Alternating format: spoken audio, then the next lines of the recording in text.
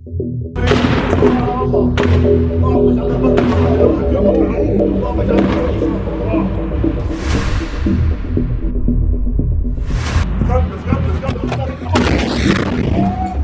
militer Hamas Al-Qassam menargetkan kendaraan musuh di Poros Al-Taqadum di lingkungan Brazil dan gerbang Salah al-Din, selatan kota Rafah, selatan jalur Gaza pada Rabu 22 Mei 2024.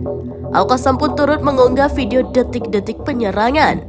Dalam video itu ada 5 tank yang menjadi target serangan hingga meledak hebat. Sementara itu Hamas menyambut baik keputusan Norwegia, Irlandia, dan Spanyol yang akan mengakui negara Palestina secara resmi pada 28 Mei 2024. Seorang warga Palestina, Ahmed Zia, 35 tahun di Rafah, jalur Gaza Selatan mengatakan pengakuan ini harus diikuti dengan penerapan di lapangan. Warga Palestina lainnya, Ismail Hassonna, 46 tahun, mengatakan ini adalah langkah yang luar biasa.